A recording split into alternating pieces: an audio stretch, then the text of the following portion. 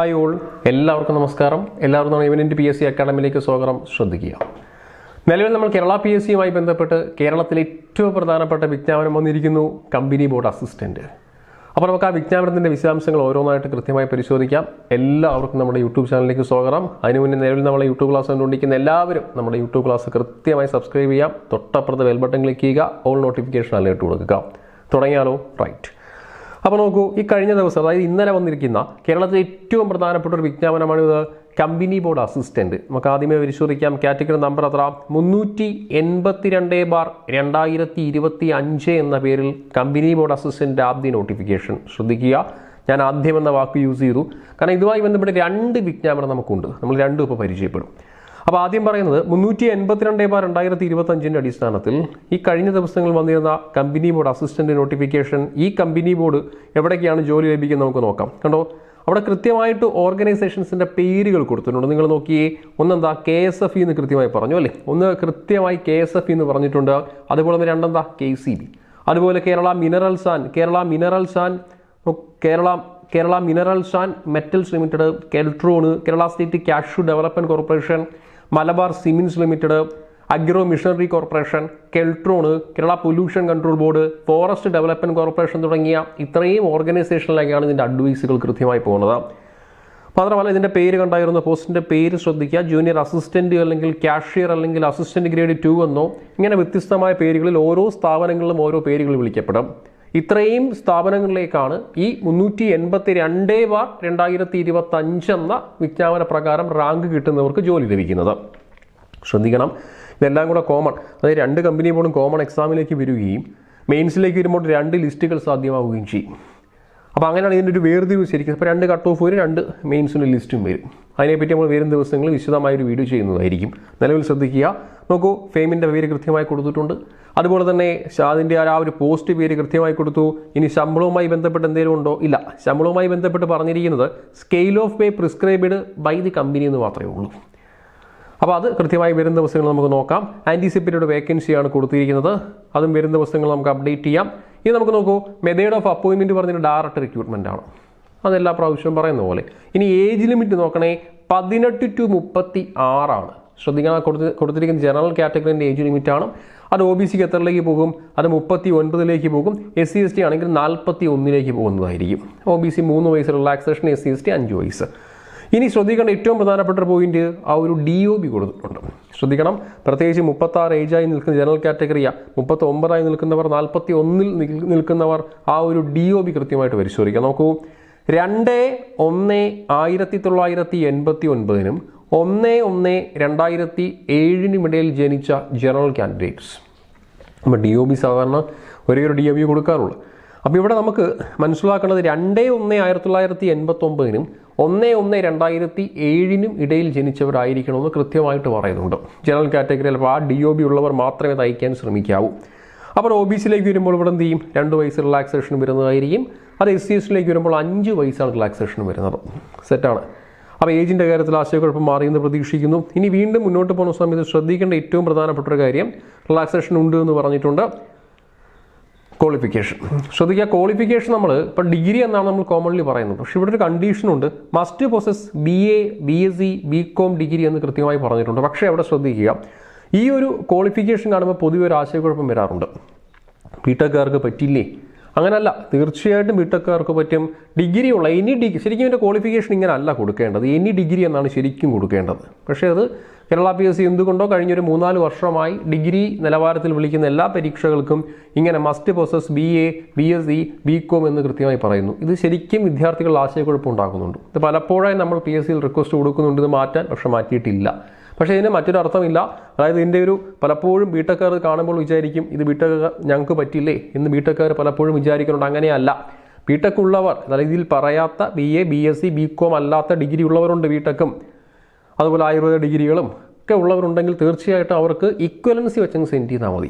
ഞാൻ നോട്ടിഫിക്കേഷൻ അയക്കുമ്പോൾ കൃത്യമായി ഇക്വലൻസി ഓപ്ഷൻ കാണിക്കും, അത് വെച്ച് അയച്ചാൽ മതി, വേറെ പ്രശ്നങ്ങളൊന്നും അതിനകത്തില്ല. അതല്ലാതെ ഈ ഒരു ഡിഗ്രിക്കാർക്ക് മാത്രമല്ല അയക്കാൻ കഴിയുന്നത്. ഇത് ശരിക്കും പറഞ്ഞാൽ ഒരു പ്രിൻറ്റിംഗ് എറർ എന്ന് തന്നെ കൃത്യമായി പറയേണ്ടി വരും. അപ്പോൾ എനി ഡിഗ്രി എന്നാണ് നമുക്ക് അവിടെ കറക്റ്റ് ചെയ്ത് വായിക്കുക കേട്ടോ. ക്ലിയർ. പിന്നെ നമുക്ക് ശ്രദ്ധിക്കേണ്ട ഏറ്റവും പ്രധാനപ്പെട്ട ഒരു കാര്യം, ബോർഡിലേക്ക് നോക്കിയേ. ശ്രദ്ധിക്കേണ്ട അടുത്ത ഏറ്റവും പ്രധാനപ്പെട്ട ഒരു കാര്യം പരിശോധിക്കുക. മോഡ് ഓഫ് സബ്മിറ്റിംഗ് അറിയാമല്ലോ, വലിയ കുഴപ്പമില്ല.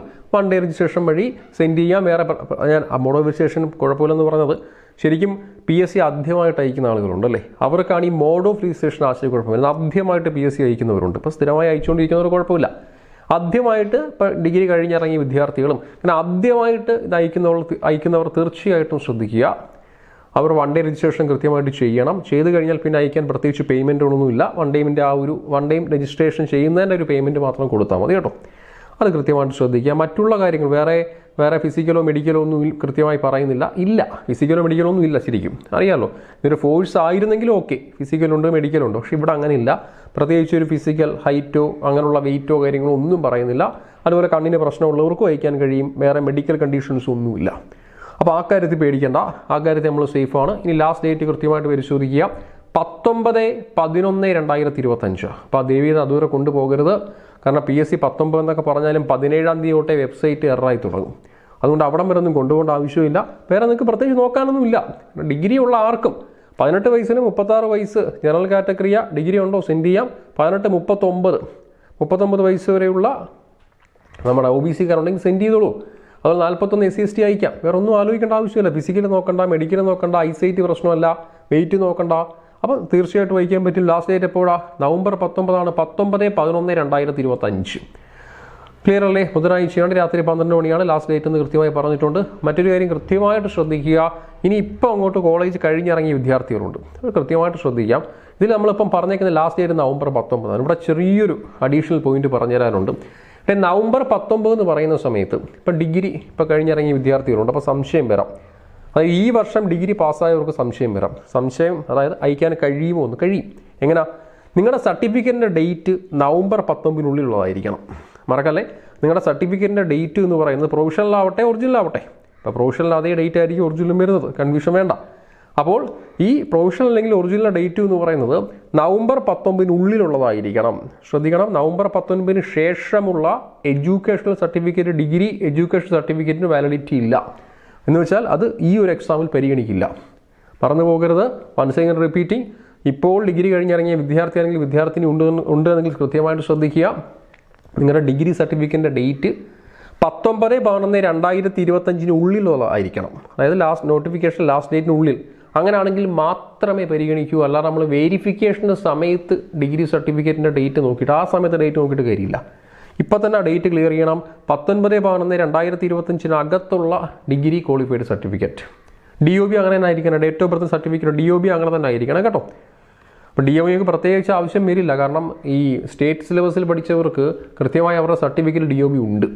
പക്ഷേ CBC പഠിച്ചവരാണെങ്കിൽ പ്രത്യേകിച്ച് അഡീഷണൽ DOB എടുക്കേണ്ടി വരും. കാരണം അവർക്ക് certificate DOB date of birth കൃത്യമായി കൊടുക്കുന്നില്ല. അങ്ങനെയൊരു പ്രശ്നമുണ്ട്. പിന്നെ വേറെ പ്രത്യേകിച്ച് അതിനകത്ത് ആസ് പെർ നോട്ടിഫിക്കേഷൻ വേറെ പ്രത്യേകിച്ച് നമുക്കൊന്നും അതിനകത്ത് പറയാനില്ല. ബാക്കി എല്ലാ കാര്യങ്ങളും അതിൽ കൃത്യമായി കൊടുത്തിട്ടുണ്ട്. So clear. ഇനിയൊരൊറ്റ കാര്യം കൂടെ, ഈ കമ്പനി ബോർഡ് എന്ന് പറയുമ്പോഴും എല്ലാവരുടെയും മനസ്സിലേക്ക് ആദ്യം വരുന്ന ഓർഗനൈസേഷൻ KSFയും KCB ആണ്. പിന്നെ KSRTCയും ചിലർക്ക് മനസ്സിലേക്ക് വരാറുണ്ട്.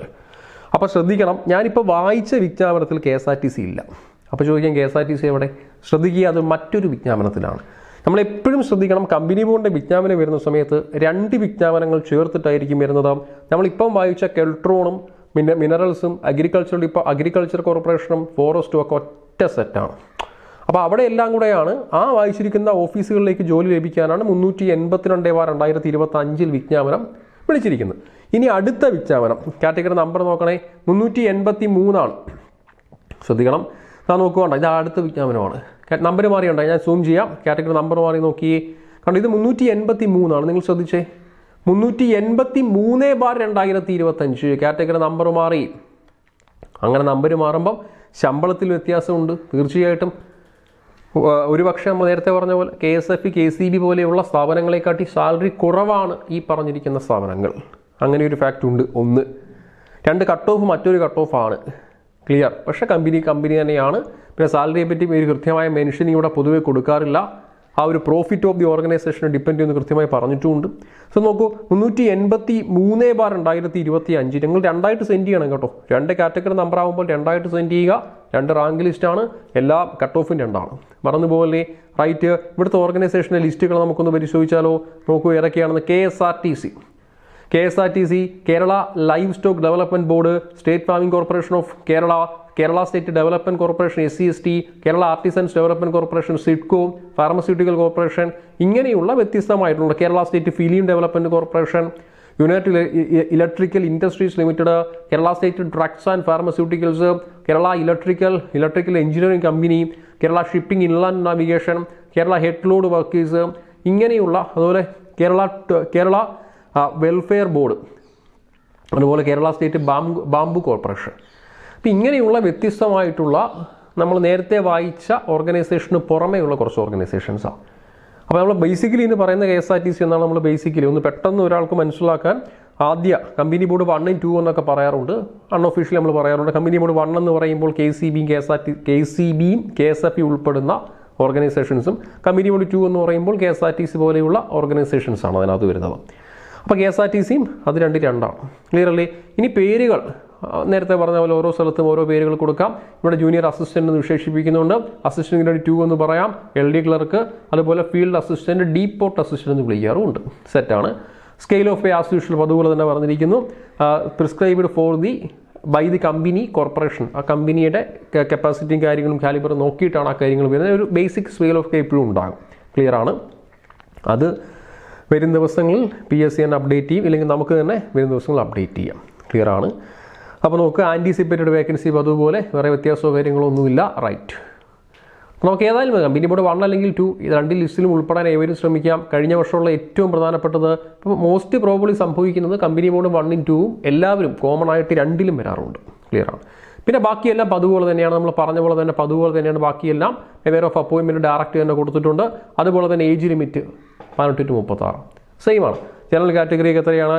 18 to 36. OBCക്ക് അതുപോലെ 39 പോകും. SC ST 41 പോകാം. 5 വയസ്സ് റിലാക്സേഷൻ. DOB 989 2/1/1989 1/1/2007 ഇടയിൽ ജനിച്ചവരായിരിക്കണം DOB കൃത്യമായി കൊടുത്തിട്ടുണ്ട്. അത് SC ST അല്ലെങ്കിൽ അത് DOB കേസിൽ നമ്മുടെ OBCയിലേക്ക് വരുമ്പോൾ 1986 പോകും അല്ലേ, 986 പോകും. SC ST വരുമ്പോൾ 5 വയസ്സ് റിലാക്സേഷനാണ്, 984 പോകും. വേറെ വ്യത്യാസമൊന്നുമില്ല, ബാക്കിയൊക്കെ പഴയ പോലെ തന്നെ. അപ്പോൾ ആ ഒരു DOB കൃത്യമായി ശ്രദ്ധിക്കാം. അത് OBCയിലേക്ക് പോകുന്ന സമയത്ത് 986 2/1/1986 1/1/2007 വരും. SC STയിലേക്ക് പോകുമ്പോൾ 2/1/1984 1/1/2007 വരും. വേറെ വ്യത്യാസമൊന്നും അവിടെ ഇല്ല, ബാക്കിയെല്ലാം പഴയ പോലെ തന്നെ. ഇനി വേറെ കണ്ടീഷൻ, ബാക്കി ഡേറ്റ് ഒക്കെ പഴയ പോലെ, വേറെ കണ്ടീഷൻ നമുക്ക് താഴോട്ട് പരിശോധിക്കില്ല. ഇവിടെ ഒരു പോയിന്റ് ഉണ്ട്. ക്വാളിഫിക്കേഷൻ പറയുമ്പോൾ BA or BSc or BCom degree എന്ന് പറയുന്നുണ്ട്. പക്ഷേ നേരത്തെ പറഞ്ഞു ഇറ്റ്സ് റോങ്. ആക്ച്വലി തെറ്റാണത്. കാരണം ഇതിൻ്റെ അവസാനം ഒരു കണ്ടീഷനുണ്ട്, ഇക്വലൻ്റ് എന്ന് കൊടുത്തിട്ടുണ്ട്. നമ്മൾ അത് യൂസ് ചെയ്താലും മതി കേട്ടോ. ഒന്നുകിൽ നമുക്ക് അതിനെ തെറ്റാണെന്ന് വിശേഷിപ്പിക്കാം, അതല്ലെങ്കിൽ നമുക്ക് മറ്റൊരു കണ്ടീഷൻ പറയാവുന്നത് must possess BA or BSc or BCom degree of A recognised university or it's equivalent എന്ന് കണ്ടാൽ നിങ്ങൾ ആ ഇക്വലൻ്റ് യൂസ് ചെയ്യുക. അതായത് ബിടെക്കുകാരും BAMSും, അതായത് BAയും BScയും BComഉം ഇല്ലാത്ത ബാക്കിയുള്ള BAMSകാരും, അതുപോലെ തന്നെ നമ്മുടെ LLB പഠിച്ചവരുണ്ട്, അതുപോലെ തന്നെ നമ്മുടെ BTech പഠിച്ചവരുണ്ട്. അപ്പോൾ അവർക്കെല്ലാം ഈക്വലൻസ് യൂസ് ചെയ്യാം. ഈക്വലൻ്റ് യൂസ് ചെയ്ത് അങ്ങ് സെൻഡ് ചെയ്താൽ മതി. ശരിക്കും പറഞ്ഞാൽ എനി ഡിഗ്രിയാണ് ഇവിടെ വെക്കേണ്ടത്. PSC അത് എനി ഡിഗ്രിക്ക് വരെ ഇങ്ങനൊരു കണ്ടീഷനാണ് കഴിഞ്ഞൊരു 5 വർഷമായി കൊറോണയ്ക്ക് ശേഷം ഇങ്ങോട്ട് വരുന്ന എല്ലാ ഡിഗ്രി പോസ്റ്റുകളും വെച്ചിരിക്കുന്നത്. പേടിക്കേണ്ട, അയക്കാൻ കഴിയും. പിന്നെ ഉള്ളത് മുന്നോട്ട് പോകുന്ന സമയത്ത് പരിശോധിക്കുക. ഇതാ നോക്കൂ, അപ്പോൾ അതുപോലെ തന്നെ വൺ ഡേയും കൃത്യമായിട്ട് കൊടുത്തിരിക്കണം. എസ്പെഷ്യലി പുതിയതായിട്ട് അയക്കുന്നവർ വൺ ഡേയും കൃത്യമായിട്ട് ചെയ്തുറപ്പിച്ചതിന് ശേഷം മാത്രം സെൻഡ് ചെയ്യുക. ഇത് അയക്കുന്നതിന് പേയ്മെൻറ്റുകൾ പ്രത്യേകിച്ചില്ല, വൺ ടൈം ചെയ്യുന്നതിൻ്റെ പേയ്മെൻറ്റ് മാത്രമേ ആകൂ കേട്ടോ. റൈറ്റ്. പിന്നെ നമുക്ക് അതുപോലെ തന്നെ ഡേറ്റ് ഓഫ് ബർത്തിൻ്റെ കേസ് പറഞ്ഞിരുന്നു. ലാസ്റ്റ് ഡേറ്റ് ഓഫ് ആപ്ലിക്കേഷൻ കൊടുത്തിട്ടുണ്ട് 19/11. രണ്ടും ഇന്നലെയാണ് വന്നത്, ഒരേ ദിവസമാണ് വന്നിരിക്കുന്നത്. അപ്പോൾ 19/11/2025. പക്ഷേ നേരത്തെ പറഞ്ഞാൽ എഡ്യൂക്കേഷണൽ ക്വാളിഫിക്കേഷൻ എന്ന് പറയുന്നത് 19/11/2025 അത് പ്രത്യേകം ശ്രദ്ധിക്കുക എല്ലാ ഡിഗ്രിക്കാരും. ക്ലിയർ. അപ്പോൾ ഇത്രയും കാര്യങ്ങളാണ് നമുക്ക് നിലവിൽ ഈ കമ്പനി ബോർഡ് അസിസ്റ്റൻറ്റ് വിജ്ഞാപനമായി പറയാനുള്ളത്. ശ്രദ്ധിക്കേണ്ട ഏറ്റവും പ്രധാനപ്പെട്ട 2 പോയിന്റ്. ഒന്നുങ്ങനെ DOB കൃത്യമായിട്ട് പരിശോധിക്കുക. ഞാൻ DOBയിൽ ഡേറ്റ് ഓഫ് ബർത്ത് സഹിതം കൃത്യമായി പറയുന്നു. DOB കൃത്യമായിട്ട് പരിശോധിക്കുക. DOBയിൽ ഒരു മിസ്മാച്ച് വരുത്തരുത്. ഒന്ന്. രണ്ടാമത്തെ കേസ് നമ്മൾ പറഞ്ഞു ആ ഒരു ലാസ്റ്റ് ഡേറ്റ് 19/11/2025 അതുവരെ നോട്ടിഫിക്കേഷൻ കൊണ്ടുപോകരുത്. ഒരു 3-4 ദിവസം സെൻഡ് ചെയ്യാം. കാരണം പ്രത്യേകിച്ച് ഒന്നും നോക്കാനില്ല. ഡിഗ്രി ക്വാളിഫയർ ആണോ, ഏജ് ലിമിറ്റ് നോക്കുക. അതുപോലെ തന്നെ തീർച്ചയായിട്ടും നോക്കേണ്ട മറ്റൊരു കാര്യം ഈ നമ്മുടെ സർട്ടിഫിക്കറ്റ് അത് 19/11 വരണം. ഇത് ഇത്രയും ഓക്കെ ആണെങ്കിൽ ഫിസിക്കൽ ഇല്ല, മെഡിക്കൽ ഇല്ല, ഐസൈറ്റ് പ്രോബ്ലം ഇല്ല, വേറെ ഒരു തരത്തിലുള്ള പ്രശ്നങ്ങളും ഇല്ല, ഈസി ആയിട്ട് സെൻഡ് ചെയ്യാം. അപ്പോൾ ഇതാണ് നമുക്ക് വിജ്ഞാപനത്തിൻ്റെ വിശദീകരണങ്ങൾ. ശ്രദ്ധിക്കണം, 2ആയിട്ട് സെൻഡ് ചെയ്യണം. 2 കാറ്റഗറി നമ്പറാണ്. 382 മാത്രം അയച്ച് ഇറങ്ങി പോകരുത്, 383 വായിക്കണം. നിങ്ങൾ 83 2 മാത്രം അയച്ച് കഫയിൽ നിന്ന് ഇറങ്ങി പോകരുതെന്ന്, 83 വായിക്കണമെന്ന്. കഫേ അല്ലെങ്കിൽ നമ്മൾ വീട്ടിൽ വെച്ച് അയക്കുന്നതെങ്കിൽ 2 റെസിപ്റ്റ് എടുക്കുക. 82 റെസിപ്റ്റ് വേണം, 83 റെസിപ്റ്റ് വേണം നമുക്ക്. സെറ്റാണോ ഞാൻ പറഞ്ഞത്? സെറ്റാണ്, കുഴപ്പമില്ല. ഓക്കെ അല്ലേ? അപ്പോൾ ഇത്രയും കാര്യങ്ങൾ കൃത്യമായി പരിശോധിക്കുക. വിജ്ഞാപനത്തിൻ്റെ എല്ലാ വിശദീകരണങ്ങളും പറഞ്ഞു കഴിഞ്ഞു. ഇനി വരും ദിവസങ്ങളിൽ ഇതിൻ്റെ സിലബസ് പോലുള്ള കാര്യങ്ങൾ ഞങ്ങൾ യൂട്യൂബിൽ അപ്ലോഡ് ചെയ്യാം. ഒന്ന്. രണ്ടാമത്തെ ഏറ്റവും പ്രധാനപ്പെട്ട കാര്യം എന്ന് പറയുന്നത്, നോക്കൂ, ഇതുമായി ബന്ധപ്പെട്ട് ബാച്ചുകൾ ആരംഭിച്ചിട്ടുണ്ട്.